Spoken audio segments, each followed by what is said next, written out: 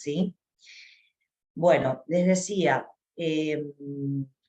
con respecto a la inmunidad especializada de las barreras epiteliales, nosotros lo que tenemos que hacer acá es repasar un poquito algunas cuestiones que ya vimos, pero también mi idea en esta clase es hacer algo que no hicimos con demasiada profundidad cuando vimos mucosas, porque todavía no teníamos los conocimientos que tenemos ahora, es ver un poquito todo lo que es el tejido linfoide asociado a estas barreras epiteliales. Si bien nosotros mencionamos algunos mecanismos como la continuidad epitelial y ahí algunas cuestiones que las vamos a volver a repetir, a mí me gustaría que focalicemos más que nada, porque va a ser lo nuevo en esta clase, de cuál es el comportamiento de la inmunidad adaptativa a nivel de las barreras epiteliales. Nosotros hablamos mucho de la barrera como inmunidad innata y no mencionamos demasiado la acción de la inmunidad adaptativa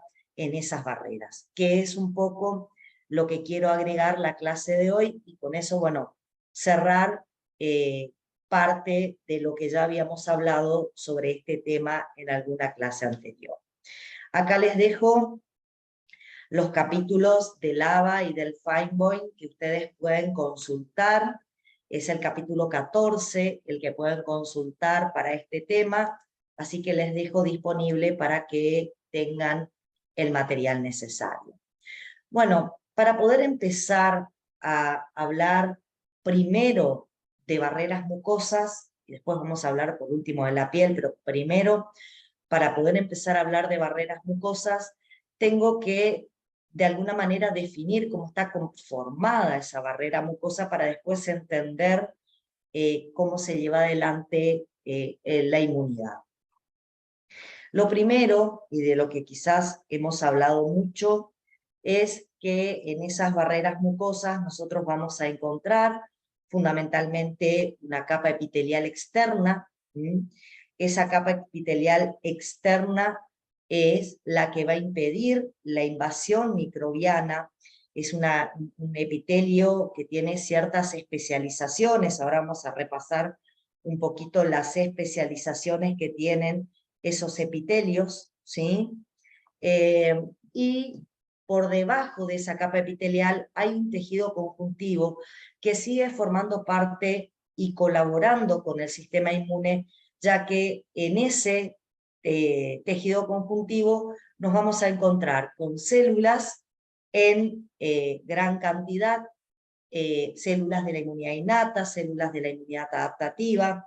Con respecto a las células de la inmunidad adaptativa, nos vamos a encontrar que en algunos epitelios las células están aisladas, pero también pueden aparecer agrupadas, formando algunas estructuras un poco más organizadas, quizás no tanto como los órganos linfoides secundarios capsulados que estudiamos, pero sí con un cierto nivel de organización que nos hablan de una diferenciación funcional, ¿sí?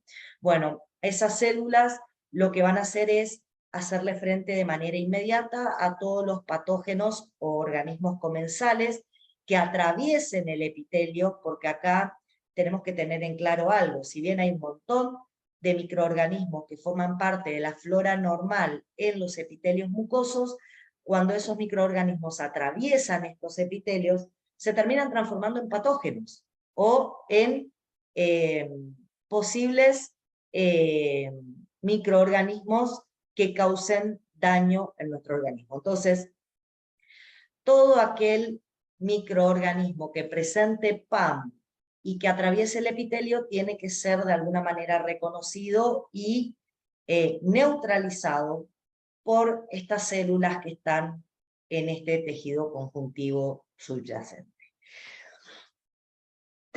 Y como para completar todo esto, ¿sí? Vamos a encontrarnos con ganglios linfáticos que ya no van a formar parte de este epitelio, pero van a estar asociados a través de capilares linfáticos a este epitelio y hacia dónde van a drenar todos los antígenos que atraviesen el epitelio mucoso y allí, bueno, va a ocurrir una mayor activación de la inmunidad adaptativa, que es la que finalmente va a estar colaborando con la inmunidad innata. Bueno, dicho todo esto, tenemos dos elementos importantes en los epitelios mucosos. Tenemos la barrera epitelial, que está inmediatamente en contacto con la luz. Nos va a pasar que esa barrera epitelial puede tener varias capas, como en el caso de la piel, ser una barrera bastante densa. Sin embargo, no siempre nos va a pasar eso. A veces la barrera está formada por una sola capa, asentada sobre una membrana basal, como en el caso de los intestinos. Sin embargo, tiene ciertas adaptaciones que la vuelven una barrera física y un impedimento para que las sustancias que están en la luz puedan atravesarla y acceder al interior de nuestro organismo. Con respecto al tejido conjuntivo subyacente, en la piel nos vamos a encontrar con la dermis. En esa dermis, como les dije, van a haber células de la inmunidad innata, células de la inmunidad adaptativa, vamos a encontrar linfocitos, células dendríticas, macrófagos, mastocitos, ¿sí? También podemos encontrar, como dije, a la inmunidad adaptativa conformando estructuras más organizadas, no tanto como un ganglio, pero sí conformando lo que se conoce como tejido linfático secundario, MALT, tejido linfoide asociado a la glucosa, y bueno, junto con las células dendríticas, los macrófagos y los mastocitos, lo que van a encargarse es de generar una respuesta inmune fundamentalmente frente a aquellas sustancias que logran atravesar la barrera epitelial. ¿Sí? Bueno, como les dije recién, todos los epitelios mucosos tienen en general algún tipo de flora normal asociada. Y acá aparece algo que vamos a comentar a lo largo de la clase de hoy, y es cómo hacen estas barreras para impedir respuestas inmunes frente a estos microbios no patógenos o a sustancias extrañas que pueden aparecer con los alimentos, ¿sí? Pero sí responder a un pequeño número de bacterias patógenas que se alojan en el mismo espacio en que están las bacterias de la flora normal. Acá en este punto quiero hacer una aclaración. Cuando hablamos de bacterias de la flora normal, cuando hablamos de microbios no patógenos, los vamos a considerar de esa manera siempre y cuando permanezcan en la luz. Cuando por alguna situación, por ejemplo, daño, cuando tengo una discontinuidad en la mucosa epitelial y se discontinúa esta barrera física y estos microbios no patógenos pasan al tejido interno, obviamente ya no los vamos a considerar no patógenos. La idea es, el sistema inmune asociado a la mucosa trata de que esa mucosa no genere respuestas contra las bacterias que normalmente son comensales y están en la luz. Cuando estas bacterias comensales se toman la atribución de intentar invadir nuestros tejidos, el sistema inmune tiene que reaccionar. Sobre todo lo que tenemos en este tejido conjuntivo subyacente que les acabo de mencionar. Bueno, hecha la aclaración, yo la verdad les cuento que elegí una mucosa, elegí la mucosa del tubo digestivo, y la idea sería desarrollar un poco todo lo que corresponde a los mecanismos tantos innatos como adaptativos de esa inmunidad del tubo digestivo, y bueno,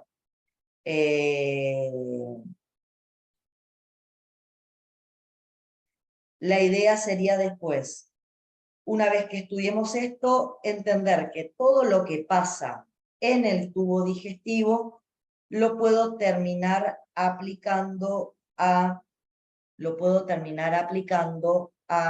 las otras mucosas. ¿Sí?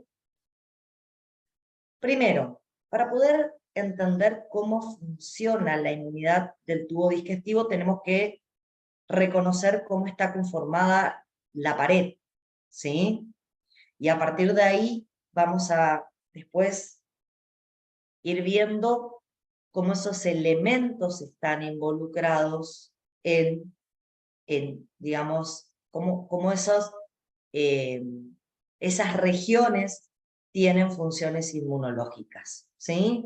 Ustedes saben que en este caso, primero tenemos la luz, donde van a estar las bacterias comensales, pero también pueden aparecer microorganismos patógenos. La idea sería que todo el sistema inmune que aparece en este tubo digestivo no provoque inflamación de la pared frente a bacterias comensales y solamente estimule la formación de un foco inflamatorio cuando acá aparezcan bacterias patógenas o microorganismos patógenos.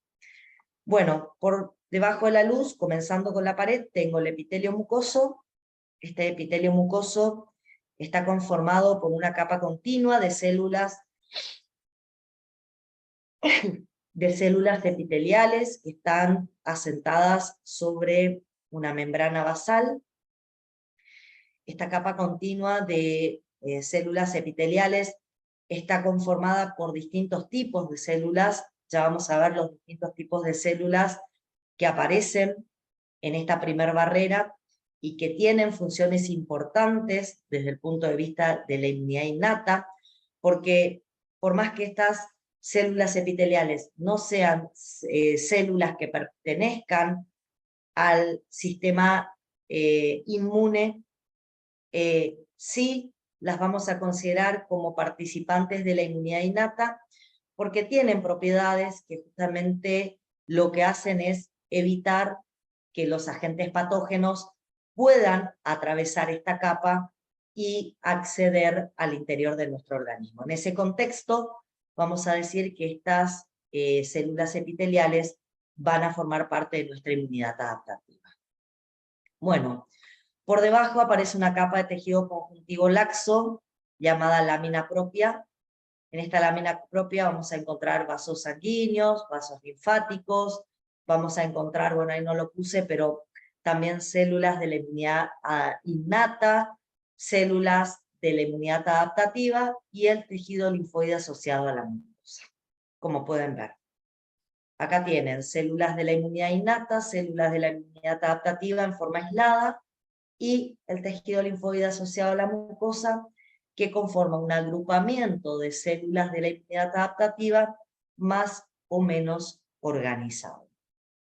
Finalmente aparece la submucosa, que es un tejido conjuntivo denso que conecta la mucosa con las capas de músculo liso, y bueno, ahí ya vamos a encontrar ganglios asociados que se van a interrelacionar con los linfáticos que están en la lámina propia, y de esa manera van a poder recibir a los antígenos que logren atravesar este epitelio mucoso.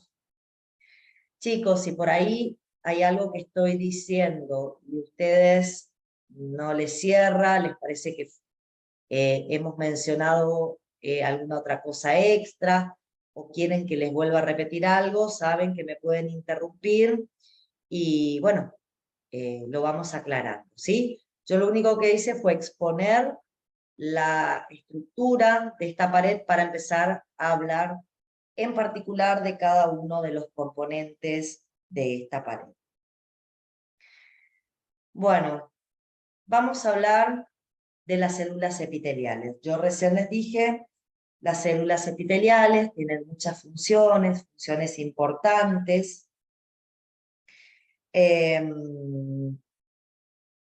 con respecto a esas funciones,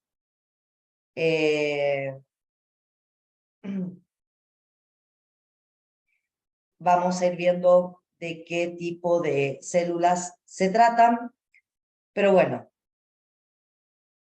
¿qué células encontramos allí? Encontramos, por un lado, células caliciformes. Estas células caliciformes también se llaman células de Glovet. Acá, en esta referencia, ustedes la van a encontrar como células de Glovet, ¿sí? Bien.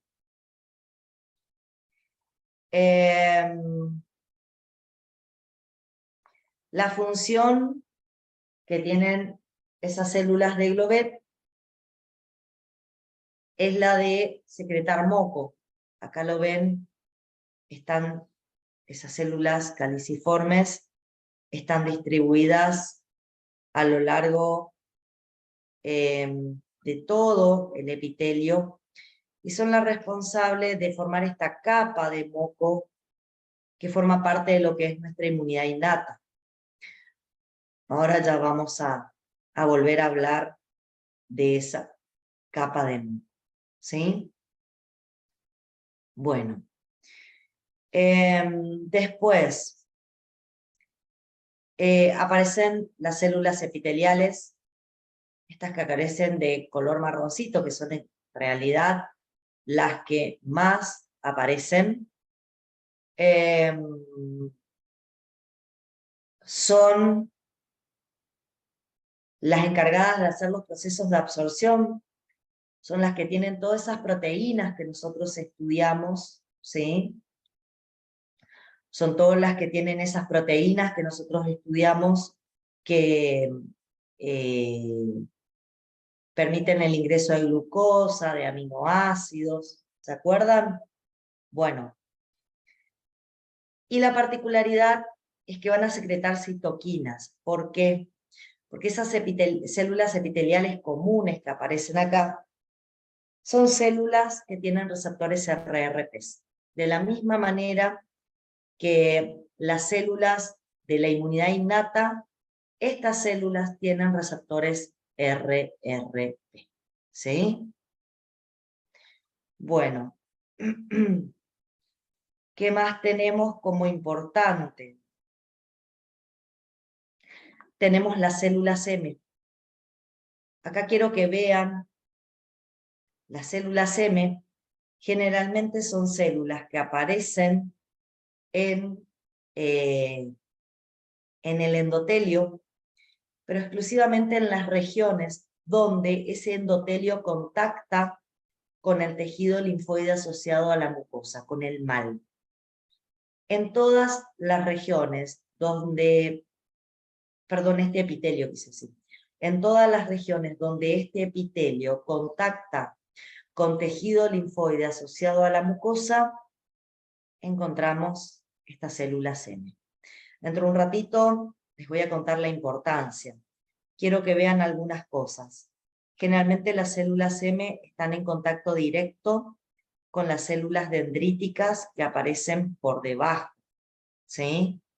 En esta lámina propia, ¿sí? Bueno. ¿Cómo seguimos? Después también quiero nombrar las células de Panet. Las células de Panet están acá generalmente en la base de las criptas, en el fondo de las criptas. Son células que van a ser estimuladas por citoquinas y tienen una función fundamental que es la de secretar péptidos antibacterianos. Dentro de un ratito vamos a hablar de los péptidos antibacterianos, pero lo que me interesaría es que fundamentalmente aclaremos ahí un poco qué péptidos antibacterianos existen acá liberados hacia la luz del epitelio mucoso. Y bueno, si bien estas células realizan una secreción constitutiva, estas acá también van a aumentar la secreción de péptidos antibacterianos, cuando sean estimuladas por determinadas citoquinas que vamos a mencionar más adelante, ¿sí? Así como liberan de manera constitutiva, en determinadas condiciones esa liberación se incrementa. Bueno, otro detalle por ahí que me gustaría y que reconozcamos algunas células, fíjense todos los linfocitos intraepiteliales que tenemos metidos adentro de esta capa de células epiteliales. ¿Sí? Tenemos linfocitos fundamentalmente metidos en las células epiteliales. También macrófagos metidos en las células epiteliales y algunas células dendríticas que están ahí en una interacción directa.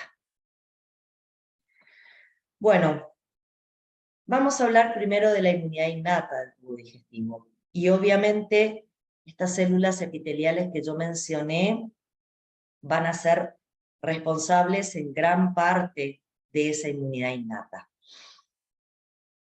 Primero tenemos la barrera física, formada por células epiteliales intestinales, unidas por uniones herméticas. En la pared lateral existen uniones a través de proteínas de tipo sonula occludens y las claudinas, ¿sí?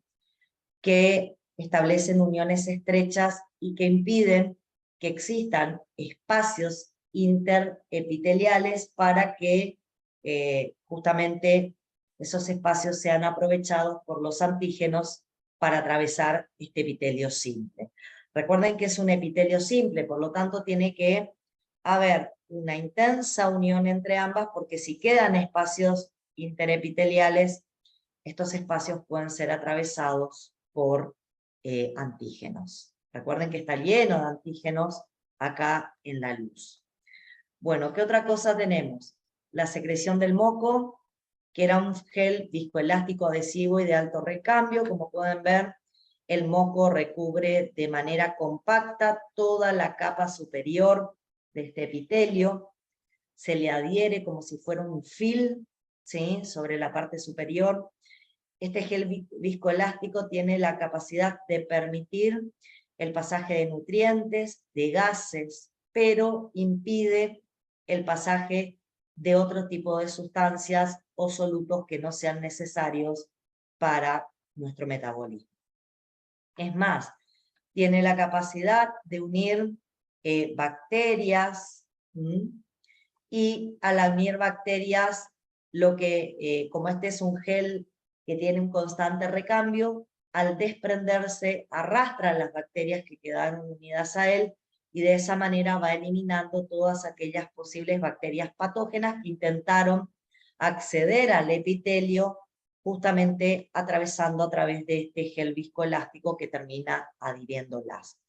También es importante porque en ese gel viscoelástico están embebidas las inmunoglobulinas IgA secretorias, que muchas veces no la vamos a nombrar como formando parte de la inmunidad innata, la vamos a estudiar como parte de la inmunidad adaptativa, pero bueno, va a estar ahí embebida.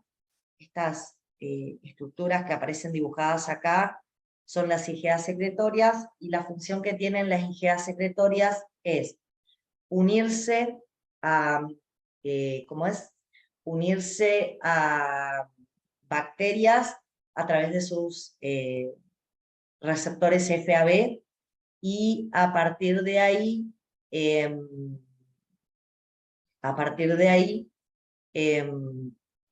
quedar adheridas en ese gel y ser después eliminadas cuando el gel se desprende. Fíjense, cada 6 horas hacemos un recambio del moco.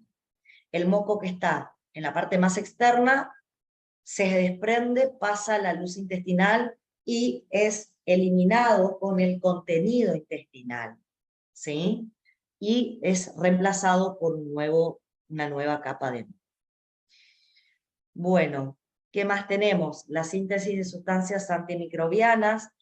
Nombramos a estas células de Panet, les dije yo, que ellas hacían, en verdad, una síntesis constitutiva, y a partir de ahí después también hacían un incremento en la síntesis cuando eran estimuladas por citoquinas microbiocidas, por citoquinas, perdón, antiinflamatorias, ¿sí? Son sustancias microbiocidas. Tenemos, por ejemplo, las defensinas, y dentro de la familia, bueno, dentro del grupo de sustancias microbiocidas, la acción de la defensina es compartida, por ejemplo, con las catelicidinas también, que alteran la membrana de los patógenos, pueden desestructurar las membranas y a partir de ahí provocar la lisis osmótica de algunos patógenos, no en todos, pero en algunos sí. Y también acá me interesa, y se los puse justamente para que lo tengan en cuenta, entre las sustancias antimicrobianas que pueden liberar estas células también aparecen lectinas de tipo C, ¿sí? A ver, me gustaría que alguno de ustedes me cuente qué puede decir de las lectinas de tipo C. ¿Se acuerdan qué otro tejido liberaba lectinas de tipo C? ¿Cuál era la función de las lectinas de tipo C? Yo la verdad hablé mucho de lectinas de tipo C. ¿Cuándo las usábamos? ¿Alguien se acuerda? ¿Qué tejido la liberaba? A ver, vamos a ir recordando. Las lectinas de tipo C eran sustancias que las liberaba el hepatocito. ¿Se acuerdan? Son RRP solubles. Son receptores para el reconocimiento de patógeno, receptores para el reconocimiento de patógenos solubles. Nosotros acá vamos a liberar este RRP soluble directamente a la luz intestinal. Y a través del RRP soluble lo que vamos a hacer es tratar de reconocer PAMPs y evitar que las bacterias que terminan siendo neutralizadas por estos RRP solubles se puedan adherir a las células epiteliales, colonizan la mucosa. Ustedes me van a decir, bueno, pero ¿puede activar el sistema del complemento por la vía de las lectinas? No, porque esto yo lo voy a estar liberando en la luz intestinal y ahí no están las proteínas del complemento. Piensen que lo estoy liberando hacia afuera de nuestro organismo, ¿sí? Hacia la luz intestinal. Podrían decir, bueno, me va a marcar y podrían los macrófagos fagocitar a las PAMPs que son marcadas. Poco, porque en la luz intestinal no tengo macrófagos, ¿sí? Simplemente lo que hacen es neutralizar y evitar que esas bacterias que van a quedar adheridas se puedan unir a la pared del epitelio. Y bueno, ¿cuál va a ser el destino? Y van a quedar embebidas en el moco y una vez que el moco se ha recambiado, se van a arrastrar y se van a eliminar.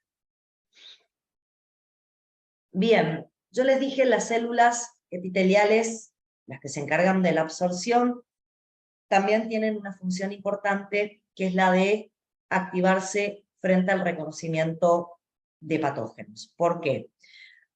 Porque recuerden que tenían receptores de tipo TOL, estos podían aparecer más que nada en la membrana, o en la membrana externa o en la membrana de endosomas, o receptores de tipo NOT que están directamente en el citoplasma. Cuando a través de estos receptores las células del epitelio reconocen patógenos, se activan y empiezan a liberar citoquinas proinflamatorias que van a empezar a estimular a todas las células que están en la lámina propia fundamentalmente. El tema es que estas células mientras reconocen PAMPs, a lo que no tienen que reconocer son a las bacterias comensales. Y acá yo quiero que piensen conmigo una determinada situación. Las bacterias comensales también tienen PAMPs. Entonces, ¿cómo hace esta célula a través de estos receptores para no responder frente a las bacterias comensales, pero sí hacerlo frente a las patógenas? Primero, las comensales nunca van a invadir el interior de una célula epitelial y van a activar receptores intracelulares. Sí lo van a hacer agentes patógenos. Segundo, y acá escúchenme porque esto es bastante interesante. Normalmente, si esta es una célula epitelial, no están los receptores de membrana en la membrana superficial que da hacia la luz. Está en la membrana vasolateral donde convergen dos células entre sí. Ahí en la membrana lateral, ahí aparecen los receptores. ¿Por qué? Porque los únicos que pueden acceder a la membrana lateral son bacterias patógenas que están intentando invadir, porque uno de los mecanismos de invasión es a través de los espacios intercelulares. Y las únicas que van a acceder a espacios intercelulares son las patógenas. ¿Sí? Bueno. Bien. Además, como dije, nos vamos a encontrar con células dendríticas y macrófagos. Las podemos encontrar, y voy a volver acá. Las células dendríticas y los macrófagos las puedo encontrar en la lámina propia, pero también pueden haber algunos macrófagos y algunas células dendríticas ahí metidas entre el epitelio mucoso. Bueno, ¿qué más? Van a aparecer células linfocíticas innatas. Esas células linfocíticas innatas van a ser células que van a estar presentes, ¿sí? Van a estar presentes en la membrana. Son células que no tienen para reconocer antígenos, no expresan TCR, sino que se activan en respuesta a citoquinas y tienen un fenotipo muy parecido a los T helper 17, ya que cuando ellas se activan por citoquinas proinflamatorias, empiezan a liberar fundamentalmente interleuquina 17 e interleuquina 22. A través de la interleuquina 17 y la interleuquina 22 que liberan, estimulan la producción de moco, estimulan la producción de péptidos antimicrobianos como las defensinas, intensifican la unión hermética en los epitelios para evitar que si digamos, fue descubierto un agente patógeno, para que si hay más agentes patógenos puedan seguir invadiendo, pasando por los sitios intercelulares, y favorecen el transporte hacia la luz del epitelio mucoso de las inmunoglobulinas A. Bien, como pueden ver, acá estoy describiendo componentes que fundamentalmente aparecen en la capa epitelial y algunos que aparecen en la lámina basal y que forman parte de la inmunidad innata. ¿Sí? Podría mencionar también que acá, además de haber mastocitos, macrófagos, células dendríticas, podría encontrar, por ejemplo, eosinófilos, que junto con las células de la inmunidad adaptativa son los responsables de reconocer todo aquello que atraviesa este epitelio mucoso y, como inmunidad innata, desencadenar una respuesta inflamatoria. Eso nos faltaría agregar como parte de la inmunidad innata del tubo digestivo. Ahora bien, si quisiera hablar de la inmunidad innata, del epitelio, del epitelio, por ejemplo, del epitelio del aparato respiratorio, no salía la palabra, me voy a encontrar con que en el caso del epitelio del aparato respiratorio, podría agregar que las células tienen cilios, que fundamentalmente barren el moco hacia la parte superior, ¿sí? Hacia el esófago, para que el moco sea de alguna manera eliminado por la vía digestiva y no se acumule en la parte más interna del aparato respiratorio. Bueno, ¿alguna pregunta sobre lo que es inmunidad innata? Sobre lo que les dije sobre inmunidad innata. ¿Alguna pregunta? No, profe, gracias. Bueno, yo creo que esto está bastante claro porque es lo que más o menos hablamos. Yo creo que lo nuevo va a venir ahora. ¿Sí? Que es un poco que tenemos de inmunidad adaptativa. Y ahí sí viene lo nuevo para nosotros. Cuando nosotros hablamos de la inmunidad adaptativa en el tejido linfoide asociado al aparato gastrointestinal,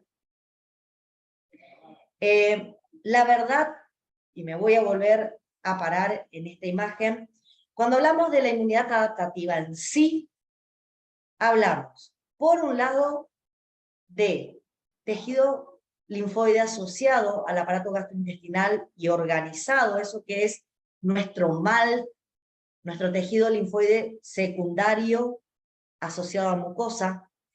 Y por otro lado, podemos agregar, además de ese MAL, que en el caso del epitelio intestinal lo llamamos GAL, además de esto, tenemos linfocitos aislados distribuidos en la lámina basal. Pero bueno, me interesa hablar de lo que va a representar nuestro tejido linfoide asociado a la mucosa, nuestros órganos linfoides secundarios asociados a la mucosa.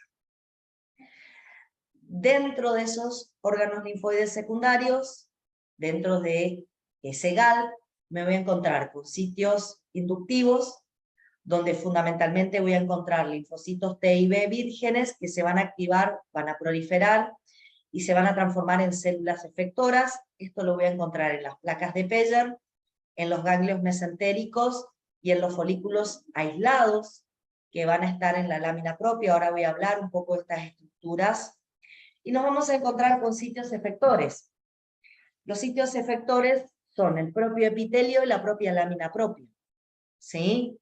En esos sitios nos vamos a encontrar con linfocitos CD4 y CD8 efectores. También van a haber células de memoria.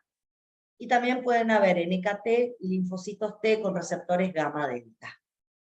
En la lámina propia, en estos sitios efectores, estos linfocitos van a estar interactuando con la inmunidad adaptativa, con neutrófilos, macrófagos, mastocitos y natural killer.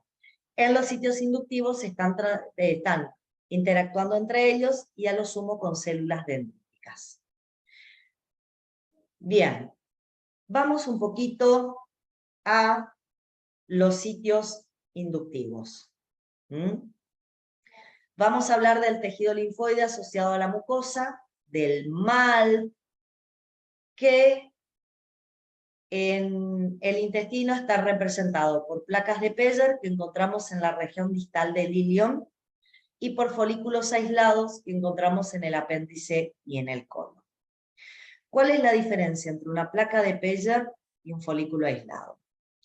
La verdad es que la placa de Peyer son estructuras un poco mejor organizadas que los folículos aislados, y están mejor organizadas porque tienen folículos de linfocitos B bien organizados, que pueden estar como folículos primarios o secundarios, dependiendo si esos linfocitos se encuentran en un estado de, digamos, virgen, o están activados y en un estado de diferenciación, además de linfocitos vírgenes, linfocitos en diferentes estados de diferenciación.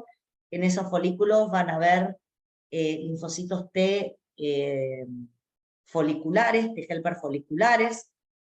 Alrededor de los folículos de linfocitos B va a haber un acúmulo, van a haber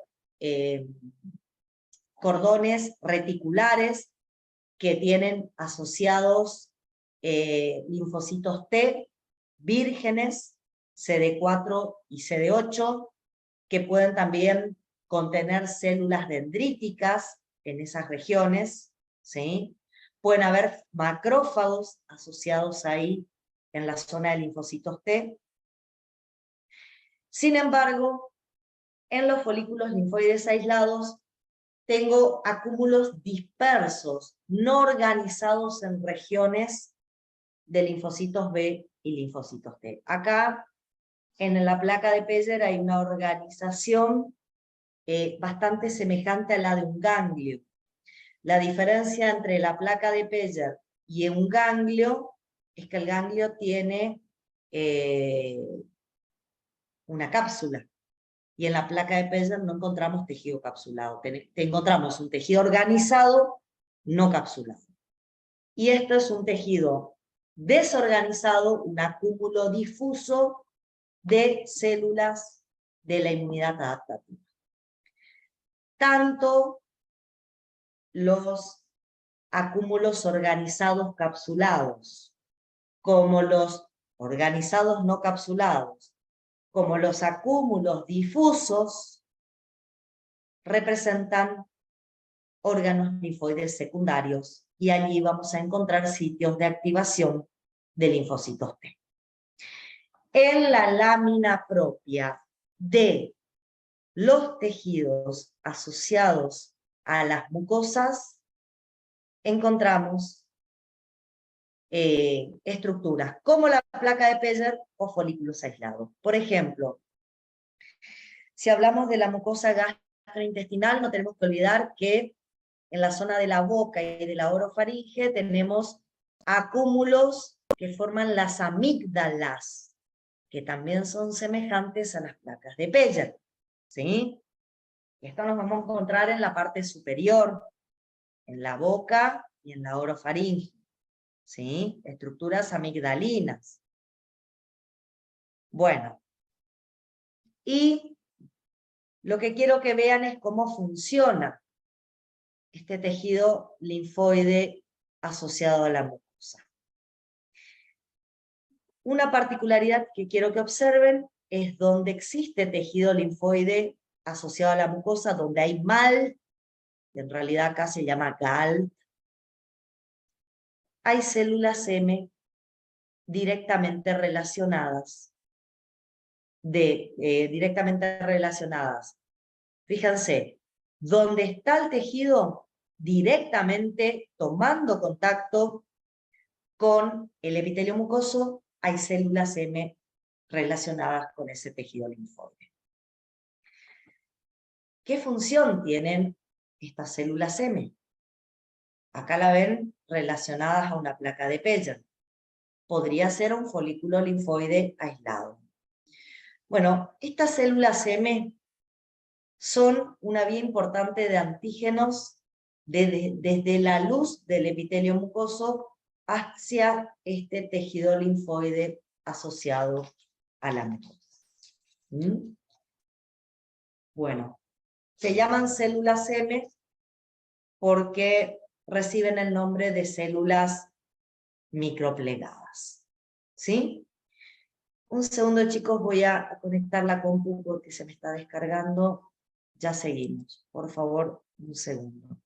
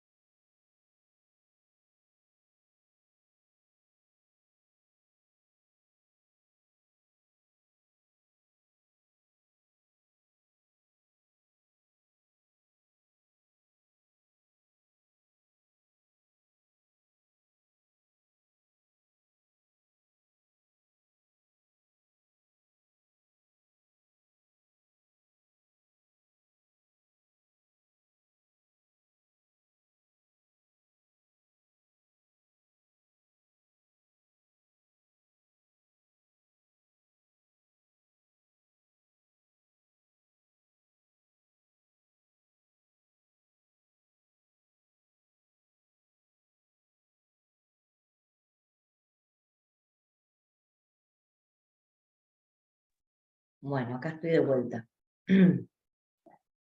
Bien, estas células M tienen algunas particularidades que las hacen diferentes a las células epiteliales comunes. Y las particularidades es que tienen un glucocálix fino, de manera que la superficie de esta célula prácticamente tiene un contacto directo con lo que es la luz del epitelio mucoso.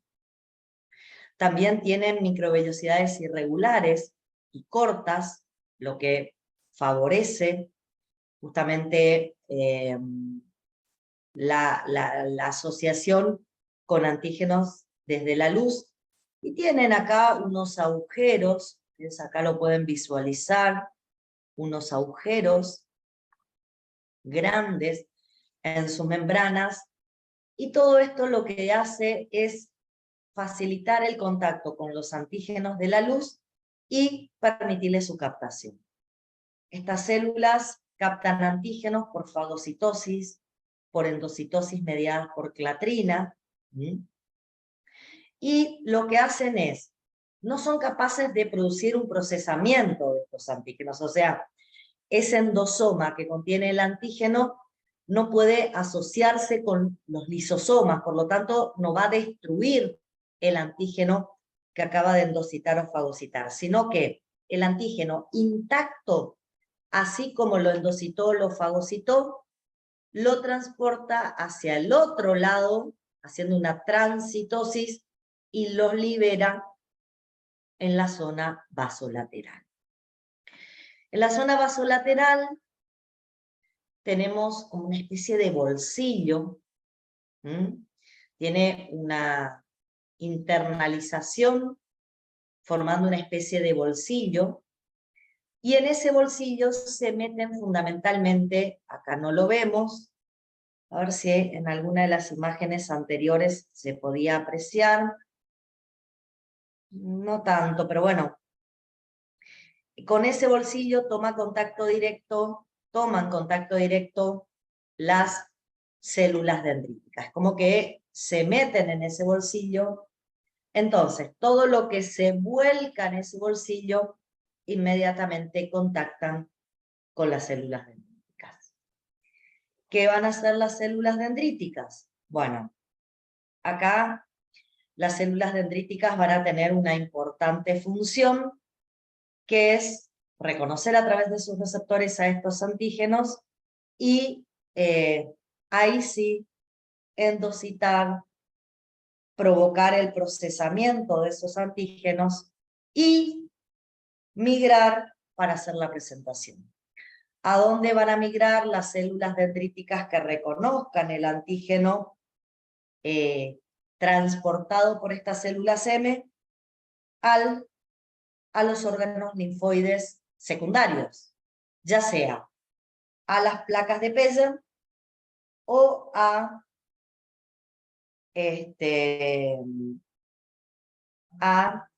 los ganglios mesentéricos cercanos. ¿Sí? Bueno. Profe, ¿esas células dendríticas son solamente maduras o hay vírgenes también? Van a estar inicialmente como vírgenes ubicadas en este bolsillo, como inmaduras, no vírgenes. Nosotros usamos el concepto de inmaduro, ¿sí? Como inmaduras están acá. Cuando las células M transportan antígenos y ellas toman contacto con el antígeno, ahí se transforman en maduras, porque acordate que para poder tener capacidad de migración tienen que haber madurado. Y lo que se transportan son antígenos extraños, no bacterias comensales. ¿Se entiende? Sí, profe, gracias. Dale. Bueno. Entonces, vamos a tener que para que se active la inmunidad adaptativa, tienen que entrar los antígenos microbianos de la luz intestinal y ser captados por células dendríticas.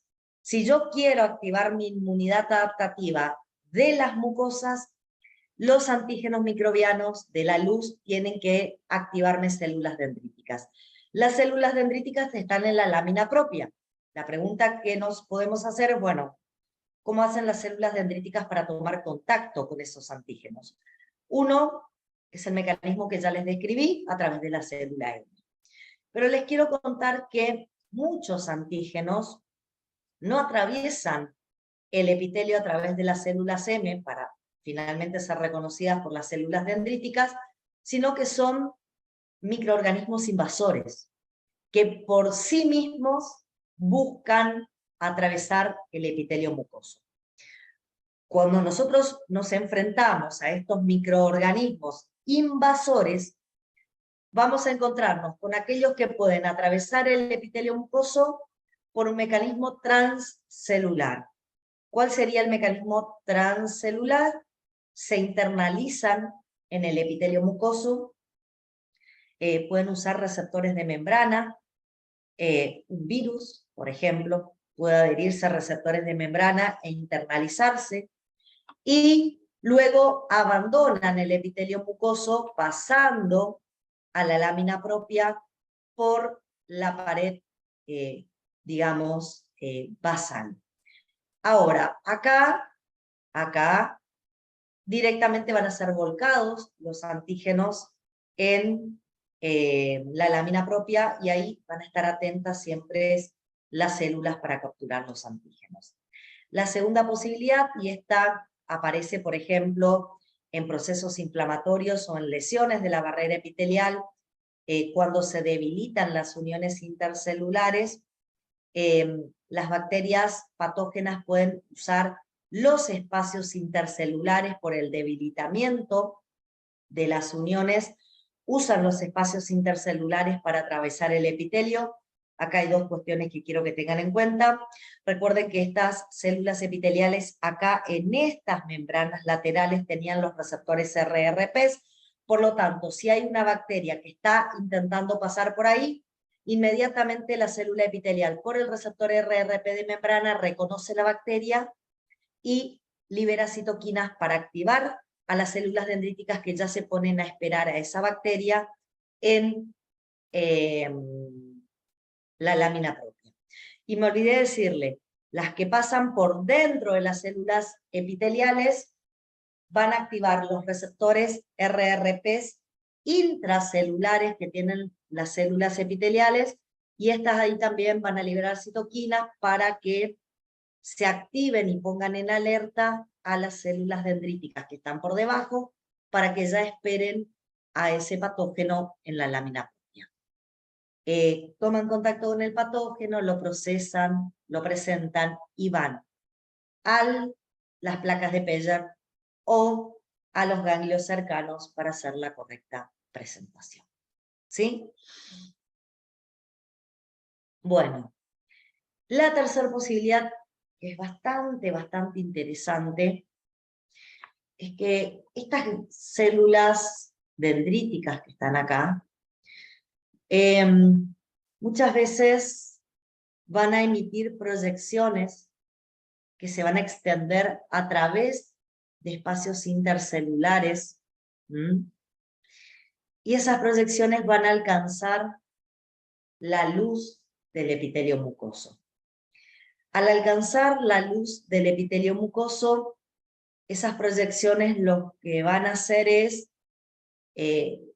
dejar receptores RRPs en la luz, a través de los receptores RRPs que tienen, reconocer antígenos extraños y endocitarlos, procesarlos, y luego migrar desde la lámina propia para hacer la presentación correcta a la inmunidad adaptativa. ¿Sí? Bueno, todas estas maneras existen, para, digamos, lograr la activación de la inmunidad adaptativa. Bueno,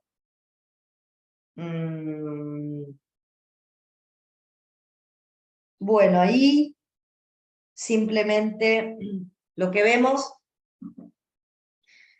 es que los ganglios mesentéricos, junto con el tejido linfoide asociado a la mucosa va a provocar la activación de linfocitos T vírgenes. Y bueno, una cosa importante, y que era lo único que quería contarles acá, que los linfocitos T que se activan tanto en el tejido linfoide asociado a la mucosa, como en los ganglios más organizados, son linfocitos que expresan, por un lado, esta integrina, la integrina alfa 4 beta 7, en su membrana. Recuerden que la integrina eran moléculas que se podían unir a proteínas de la superfamilia de las inmunoglobulinas y ayudaba a los linfocitos a la unión firme para abandonar un vaso y introducirse en un tejido y unirse a proteínas de la matriz de un tejido para poder ser transportados a lo largo de ese tejido. Bueno, esa integrina lo que va a hacer es facilitar la llegada de estos linfocitos activados a la lámina propia de la mucosa, digamos, a la lámina propia de la pared intestinal. Y ustedes se preguntarán, ¿y por qué va a la lámina propia de la pared intestinal y no se va a otro lado desde el ganglio? ¿Por qué no sale a sangre? O circula por capilares linfáticos hacia otro sitio. Porque todos los linfocitos que se activen en esta zona expresan un receptor para quimiosina, que es el receptor CCR9. Este receptor para quimiosina, que lo va a tener el CD8, el T-helper1, el T-helper17, los T reguladores y los T-helper2 que se formen en estos órganos linfoides secundarios, van a ser atraídos por una quimiosina que es la CCL25, que fundamentalmente la libera la célula del epitelio mucoso. Como es la célula del epitelio mucoso la que libera la quimiosina, que atrae a los linfocitos, ¿sí? Vamos a lograr que todos migren y se alojen en la lámina. No se alojan formando estructuras organizadas. Los que están en estructuras organizadas como las placas de Pell o los folículos aislados, en general son vírgenes. Los que aparecen como linfocitos activados o de memoria quedan aislados en la lámina propia o se internalizan directamente en el epitelio, como linfocitos intraepiteliales. ¿Sí? Bueno, entonces, nos vamos a encontrar con una inmunidad mediada por linfocitos T en este epitelio mucoso. Los representantes de esa inmunidad mediada por linfocitos T van a ser, por un lado, los T intraepiteliales, que están directamente entre medio de las células epiteliales. La mayoría de los T intraepiteliales son CD8 con TCR alfa beta, y un 10% de esos linfocitos intraepiteliales tienen un TCR gamma delta. ¿Qué función tienen estos CD8? Estos CD8 están constantemente alojados allí y su función específica es reconocer células en el epitelio mucoso que estén estresadas o dañadas y matarlas por apoptosis, para prevenir daños en ese epitelio y preservar la integridad del epitelio. Además, son CD8 que contribuyen a través de la liberación de citoquinas a un mecanismo tolerogénico que normalmente este epitelio establece frente a la flora comensal y frente a antígenos dietarios. Dentro de un ratito voy a hablar un poquito cómo se arma este mecanismo tolerogénico frente a la flora comensal. También encontramos linfocitos T en la lámina propia. Casi todos son CD4 y CD8 de memoria o efectores, son con TCR alfa beta, que se generan a partir de precursores vírgenes en el GAL, pero también podemos encontrar ganglios linfáticos mesentéricos, se generan en el GAL y en los ganglios linfáticos mesentéricos, y entran a la circulación y se alojan preferentemente en la lámina propia. ¿Sí? Bueno, también no les puse acá, pero en la lámina propia también tenemos GAL, donde tenemos linfocitos vírgenes organizados en agrupaciones. Esto me faltaría agregarle acá. Además de los aislados que surgen y fueron activados en el GAL y en los ganglios mesentéricos, tenemos acúmulos que conforman el GAL y también están en la lámina propia. Bueno, les decía, ¿cómo logramos la tolerancia a las bacterias de la flora normal? Y esto un poco se entiende a través de ver cómo el epitelio condiciona la funcionalidad tanto de las células dendríticas como el perfil de los linfocitos. Y lo que vamos a ver es que los enterocitos, frente a la flora normal, secretan una citoquina que se llama linfopoyetina de la estromatímica. Esta linfopoyetina de la estromatímica favorece la formación en la lámina propia de TGLPER2. Los TGLPER2 que van a formarse a partir de esta citoquina en la lámina propia van a liberar interleuquina 4 e interleuquina 13, que van a disminuir la expresión de RRPs en células de la mucosa. Con esto, ¿qué tienen que entender? Que las células del epitelio mucoso, en ausencia de patógenos y en presencia solamente de una flora normal, no expresan receptores RRPs, para evitar activarse frente a los PAMPs que expresa la propia flora normal. Fíjense qué interesante. Disminuyen la expresión de RRPs, para evitar tener que activarse, porque la flora normal también tiene PAMPs. Lo otro que hace esta linfopoyetina de la estromatímica es generar células dendríticas tolerogénicas, ¿sí? Ya que transforma a las células dendríticas en un fenotipo que les impide la formación de interleuquina 12, anula la capacidad de la célula dendrítica de formar interleuquina 12, por lo tanto la célula dendrítica no va a poder generar TGLPER1 en presencia de esta citoquina, de la linfopoyetina. También le impide formar interleuquina 23, por lo tanto la célula dendrítica va a estar incapacitada de favorecer la generación de interleuquina 17 en presencia de esta linfopoyetina, y va a estimular en las células dendríticas la producción de factor de crecimiento transformador beta e interleuquina 10, que va a hacer que estas células dendríticas aumenten la formación de linfocitos T reguladores en la lámina propia.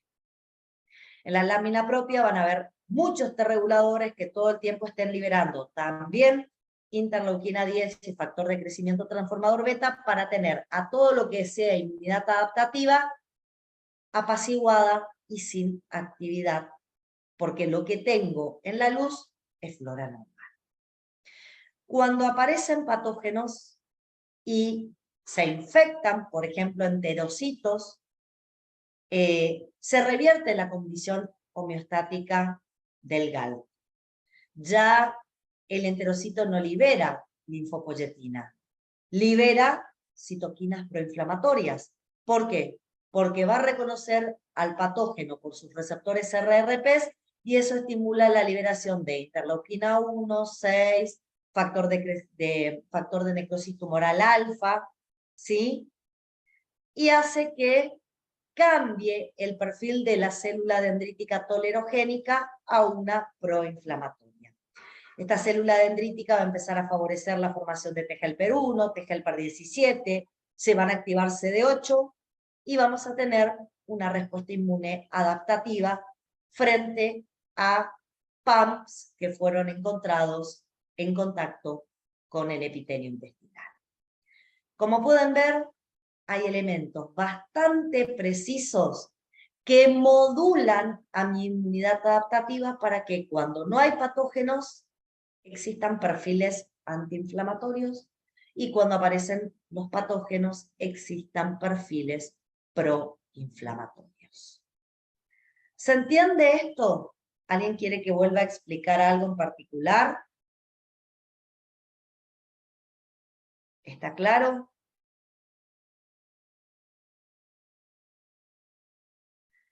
Bueno, hablamos más que nada de la inmunidad innata, nos falta hablar de la inmunidad adaptativa. ¿Sí? Con respecto a la inmunidad adaptativa, ¿quién es el principal representante, de la inmunidad adaptativa humoral? ¿Sí?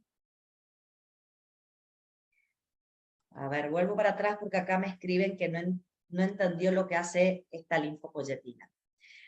La linfopoyetina se libera desde el enterocito cuando el enterocito está en contacto con flora normal. ¿Qué hace la linfopoyetina? En la lámina propia, en el tejido linfoide asociado a la lámina propia, favorece la formación de T-helper 2. Los T-helper 2 que se forman liberan interleuquina 4 y 13 que promueven en el propio enterocito que no exponga receptores RRPs. Hace que pierda de su estructura los RRPs. Eso hace que el enterocito sea incapaz de reconocer PAMPs. ¿Y por qué incapacito para reconocer PAMPs al enterocito? Porque los PAMPs que tengo pertenecen a la flora normal. No se olviden, las bacterias de la flora normal tienen PAMPs. Y yo frente a esos PAMPs no quiero que actúe mi sistema inmune intestinal. Entonces, directamente el enterocito hace desaparecer sus receptores RRPs a través de lo que libera el T-helper 2. Pero no solo actúa favoreciendo la formación de T-helper 2, la linfopoyetina también genera células dendríticas tolerogénicas. ¿Qué implicaría formar células dendríticas tolerogénicas? Son células dendríticas que se incapacitan en fabricar interleuquina 12 e interleuquina 23. Las células dendríticas tolerogénicas no pueden sintetizar interleuquina 12 ni tampoco interleuquina 23. Por lo tanto, en presencia de esta linfopoyetina no se pueden estimular ni T-helper 1 ni T-helper 17. Pero sí le permite a la célula dendrítica, es más, la estimula para que forme factor de crecimiento transformador beta e interleuquina 10, y a partir de eso la célula dendrítica incrementa la formación de linfocitos T reguladores inducibles. El trabajo de la célula dendrítica tolerogénica es formar linfocitos T reguladores inducibles. Esto obligado por la linfopoyetina. No sé si ahora quedó claro.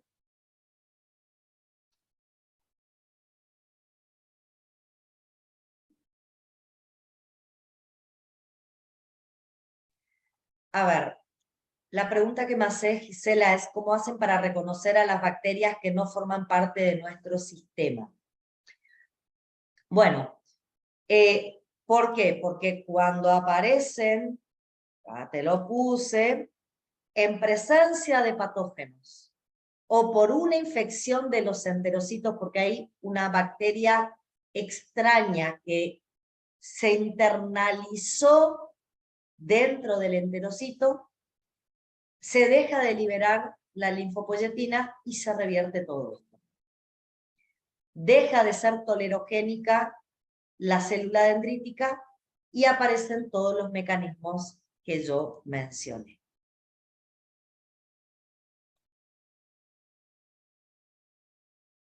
Bueno, le decía, me faltaba la parte humoral de la inmunidad adaptativa.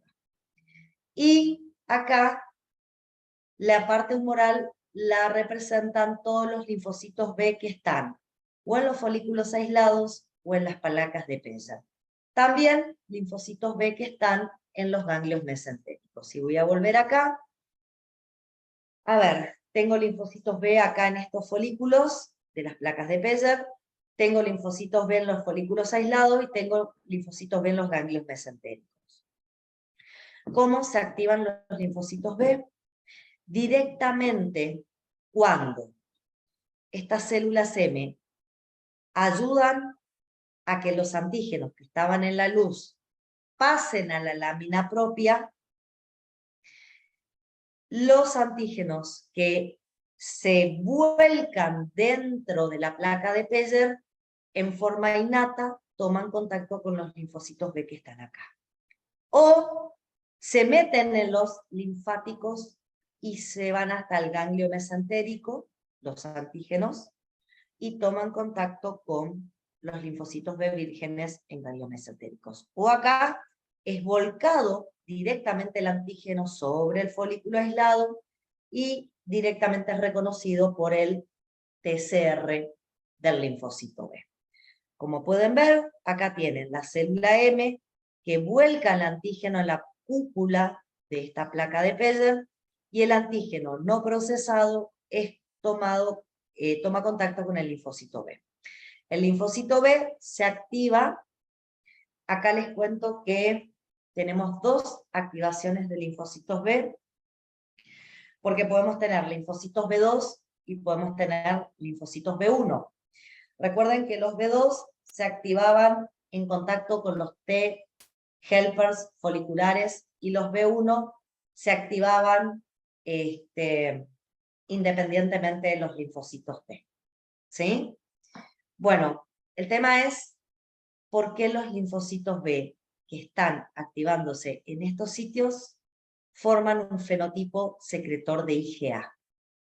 ¿Por qué cuando hacen el switch isotípico arman un fenotipo secretor de IgA? Y eso lo vamos a explicar de la siguiente manera. En el caso de los linfocitos B, que son,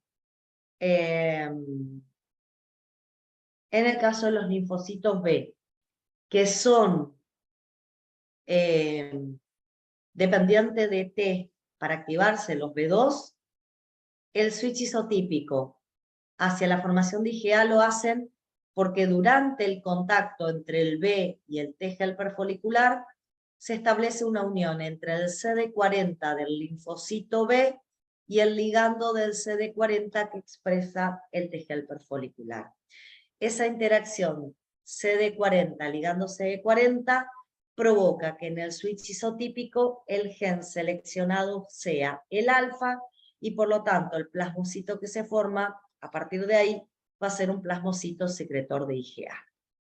Bien, en el caso de los linfocitos B que se activan en ausencia de T helper foliculares, los B1, van a recibir citoquinas liberados por células dendríticas que van a reconocer a la bacteria, al PAM.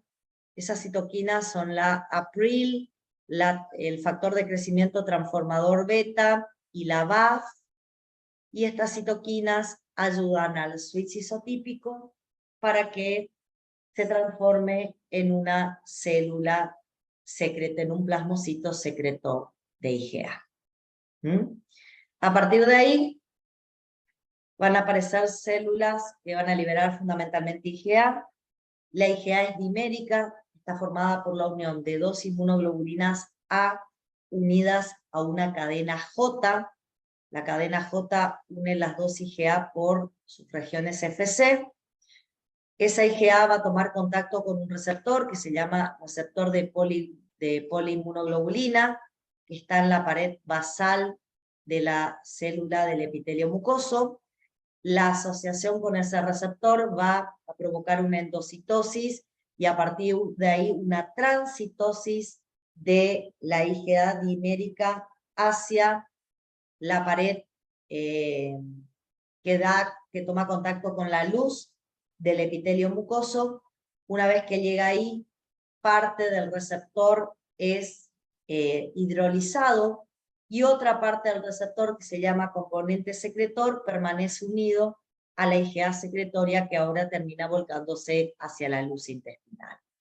La función de esta IgA secretoria, de esta IgA secretada, es a través de sus porciones Fc, neutralizar bacterias, toxinas o virus para evitar que estos puedan tomar contacto con la pared del epitelio mucoso, y el componente secretor, que permanece unido, genera un efecto protector sobre esa IgA secretoria, evitando que algunas proteasas que nosotros liberamos durante el proceso digestivo a la luz intestinal terminen degradando a esta IgA secretoria.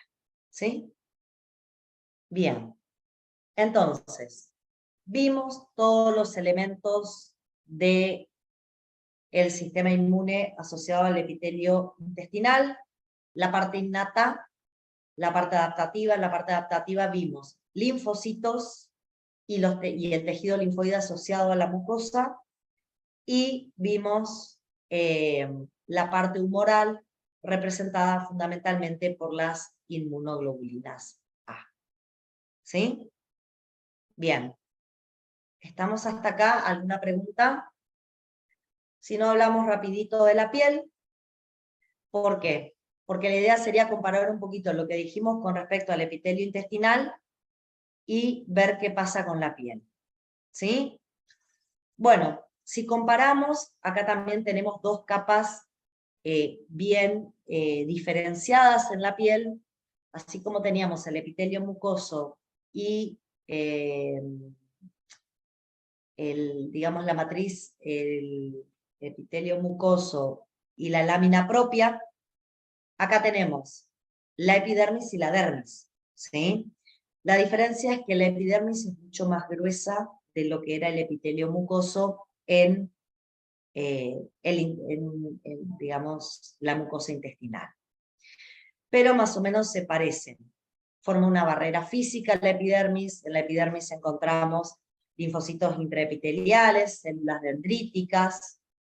Encontramos a las células especializadas de la epidermis, que son los queratinocitos, que se van a comportar también, al igual que las células epiteliales mucosas, se van a comportar también como células de la inmunidad innata. Y por debajo en la dermis tenemos vasos, vénulas postcapilares, vasos linfáticos, células de la inmunidad innata, células de la inmunidad adaptativa. Lo que no vamos a encontrar acá es tejido linfoide asociado a la mucosa. No vamos a encontrar esos acúmulos más organizados como la placa de Peyer, o más difusos como los folículos aislados.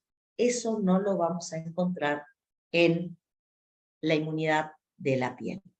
¿Sí? Simplemente vamos a encontrar linfocitos aislados en la epidermis, en muy pequeña cantidad, y linfocitos aislados en la dermis. Es lo único que vamos a encontrar como inmunidad adaptativa. Pero bueno, como inmunidad innata, recuerden la continuidad. Acá el epitelio es mucho más ancho, así que le da más seguridad para evitar el ingreso de patógenos. Los queratinocitos, que producían la queratina, que es esta sustancia que impermeabilizaba la superficie de la piel. También los queratinocitos, no se olviden que tenían receptores, Laetol en su membrana, o Laetol en la membrana de endosoma, y tipo NOT en su citoplasma, y cuando reconocían patógenos o agentes irritantes, como por ejemplo los rayos ultravioletas, empezaban a sintetizar citoquinas y quimiosinas para que los neutrófilos, los linfocitos efectores y de memoria que aparecían en la dermis pudieran poner en juego un foco inflamatorio. Pero además también liberan péptidos antimicrobianos que son fundamentales para evitar la colonización de agentes patógenos. Bueno, la descamación de las capas más externas, si nosotros miramos, hay múltiples capas en esa epidermis. La capa más externa, la que conforma el estrato córneo, está conformada fundamentalmente por células que sufren una muerte programada y que se van a ir desprendiendo, y al desprenderse pueden arrastrar a posibles patógenos que se hayan adherido a esa barrera. Como dije, responden activamente, tienen receptores RRPs, también producen péptidos antimicrobianos y promueven y regulan la respuesta inmunitaria innata y adaptativa que tienen en la dermis. Así que estos queratinocitos son fascinantes, son células sumamente activas. También tenemos la flora microbiana asociada a la piel, como lo teníamos en el epitelio mucoso, en los epitelios mucosos, y tenemos algunas secreciones de glándulas. Acá las glándulas, fíjense que en el epitelio mucoso las células que secretaban sustancias formaban directamente solo parte del epitelio mucoso. Acá son glándulas que nacen en la dermis, están más organizadas y liberan sus secreciones en la parte superficial de la epidermis, y son secreciones ácidas que generan un ambiente hostil, desagradable, que a muchos patógenos les provoca alejarse de la piel y no intentar colonizarla. ¿Sí? Bueno, esto que yo dije, y lo estoy diciendo hasta acá, lo he dicho un montón de veces, sobre todo cuando hablé de la inmunidad innata asociada a la piel en particular. No sé si alguien tiene alguna duda con respecto a esto. Una de las cosas que por ahí no hice mucho hincapié, lo habré mencionado, pero quizás no haciendo tanto hincapié, es que dentro de la epidermis y la dermis encontramos unas células de la inmunidad innata que son células dendríticas. En la epidermis, las células dendríticas son un fenotipo especial, son las células de Langerhans, que tienen los famosos receptores de Langerina, ya les mencioné en la clase de receptores. Esos receptores de Langerina tienen una afinidad especial por determinados tipos de patógenos, y bueno, cuando esos receptores de Langerina reconocen a esos patógenos en particular, van a fagocitar, van a activarse, van a abandonar la epidermis y van a viajar, en este caso, a los ganglios linfáticos regionales para activar a la inmunidad adaptativa. En la dermis tenemos muchas más células dendríticas, hay pocas que expresan la Langerina, pero las que expresan la Langerina no son células de Langerhans, están relacionadas fenotípicamente, pero no son células de Langerhans. Las de Langerhans exclusivamente están en la epidermis, y lo que sí tengo en grandes cantidades en la dermis son células dendríticas plasmocitoides que presentan diferentes tipos de receptores, pero no estos de lectina tipo C, los de Langerina, sino que presentan otros tipos de receptores RRP. En todos los casos, tanto las epidérmicas como las dérmicas, su función exclusiva es detectar PAMs, y a partir de la detección de PAMs, activarse, procesar los PAMs y migrar a los ganglios para activar la inmunidad adaptativa. Bueno, yo dije, con respecto a la inmunidad adaptativa en la piel, no tenemos elementos organizados como sí tenemos en la mucosa. Con lo único que nos vamos a encontrar en la piel son con linfocitos aislados. El 98% de esos linfocitos aislados están en la dermis y solamente hay un 2% en la epidermis. Con respecto a los epidérmicos, la mayoría de los que están acá son CD8 y que tienen una particularidad. Tienen un TCR con una variabilidad más restringida para antígenos que el resto de los CD8 que puedo llegar a encontrar en otros tejidos extracutáneos. Es un TCR con bastante especificidad, por lo tanto lo vuelve a un linfocito CD8 citotóxico dirigido frente a determinados antígenos en particular. Como dije, los más importantes son los dérmicos. Acá tengo el 98% de los linfocitos T, puedo encontrar CD4, puedo encontrar CD8, los vamos a encontrar a nivel perivascular y perifolicular, van a ser células activadas o de memoria, y lo que no está claro es que si residen permanentemente dentro de la dermis o están simplemente en un tránsito entre la sangre y los capilares linfáticos como parte de su regulación de la recirculación de los linfocitos de memoria. ¿Qué tipo de linfocitos encuentro CD4? Puedo encontrar CD4, T-helper1, T-helper2, T-helper17 y Treg, como dije, activados o de memoria. En el caso de los T-helper1 son los que van a tener una función fundamental frente a la defensa antimicrobiana intracelular, y los T-helper17 van a tener una función fundamental frente a las extracelulares. Aparentemente los T-helper2 y los Treg que se encuentran son los cargados de generar o modular la homeostasis del sistema inmune para evitar que la piel tenga procesos inflamatorios frente a bacterias de la flora normal, ¿sí? Los T-helper2 y los Treg también regularían la homeostasis para evitar que haya una respuesta frente a la flora normal. Bueno, como pueden ver, hicimos un repaso bastante profundo de cosas que ya habíamos hablado, pero más que nada agregamos todo lo que correspondía a inmunidad adaptativa, que fue lo que no habíamos mencionado en la clase de inmunidad innata, ¿sí? Bueno, es importante que estos conceptos los tengamos presentes, y todo lo que yo mencioné frente a inmunidad innata y adaptativa en general para la mucosa del intestino es válida para la mucosa del epitelio respiratorio y la genitourinaria, ¿sí? Y bueno, vimos las diferencias con respecto a la piel.